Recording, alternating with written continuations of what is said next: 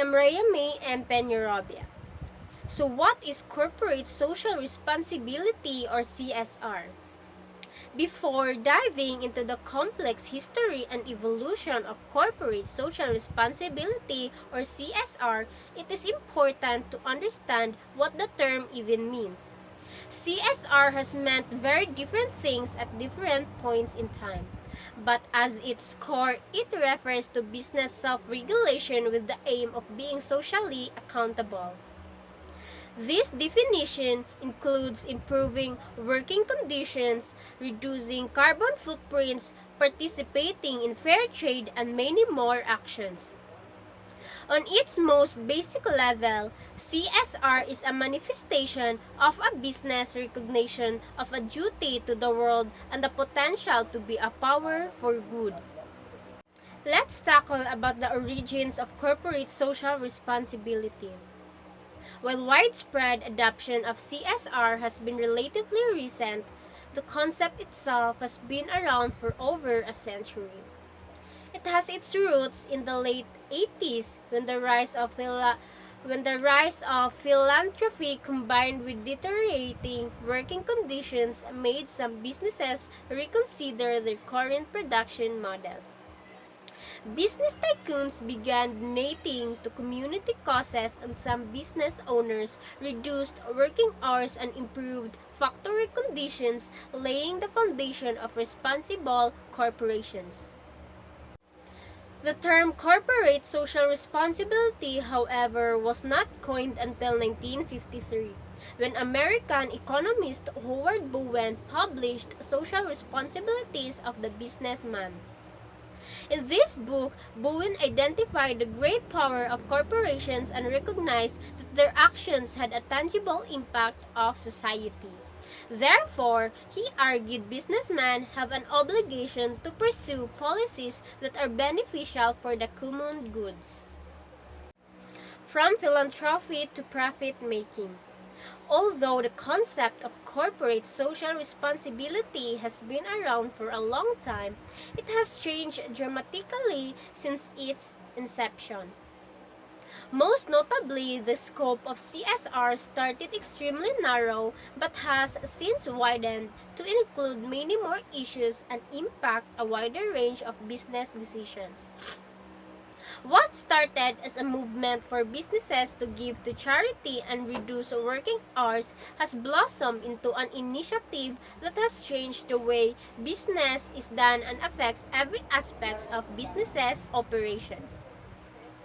This transformation began in the 1960s, when scholars began to approach CSR as a response to the emerging problems of the new modern society, and businesses in turn started implementing these practices.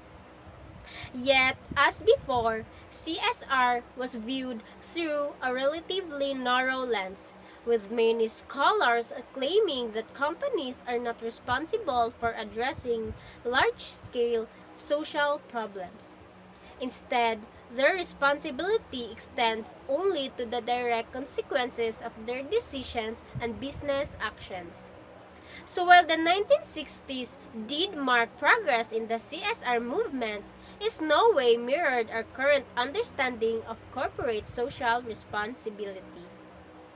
Business adoption of CSR continued steadily in the 1970s and 80s and became all the more important in the 80s due to greater deregulation of business, meaning corporations had to engage in more self-regulation and take responsibility for the social impact of their operations.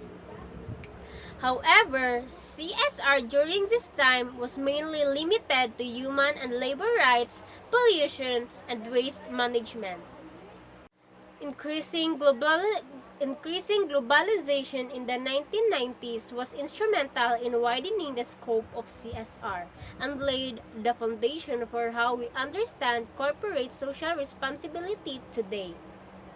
A wide array of international events and agreements occurred in the 90s, namely the adoption of Agenda 21, the United Nations Framework Convention on Climate Change, and the Kyoto Protocol.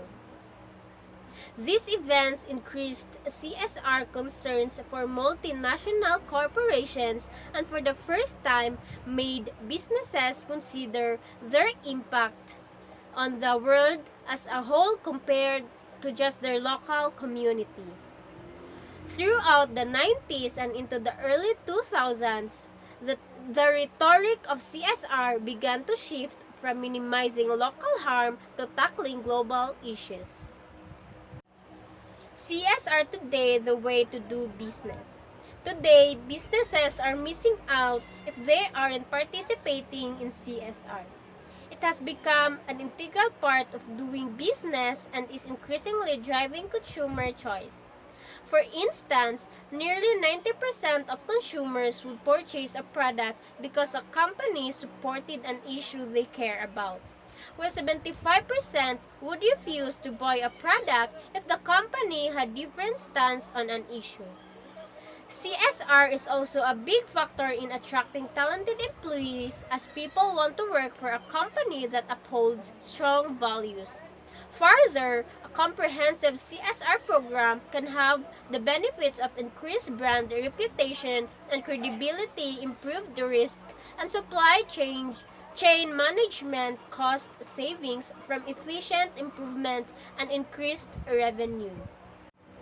Companies are thus discovering that CSR is not only better for society, but in many cases, better for business as well. The scope of CSR has also never been wider, and now companies craft their CSR programs around the UN's 17 Sustainable Development Goals, ranging from gender equality to protection of ocean life.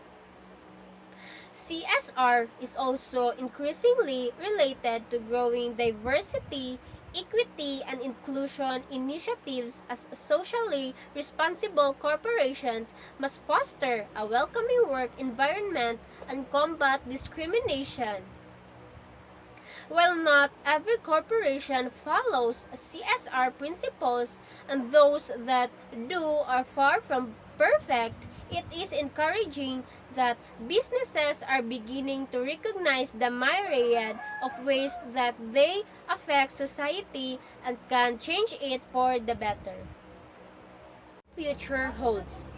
CSR is here to stay, as improving technology allows for increased corporate transparency and scrutiny.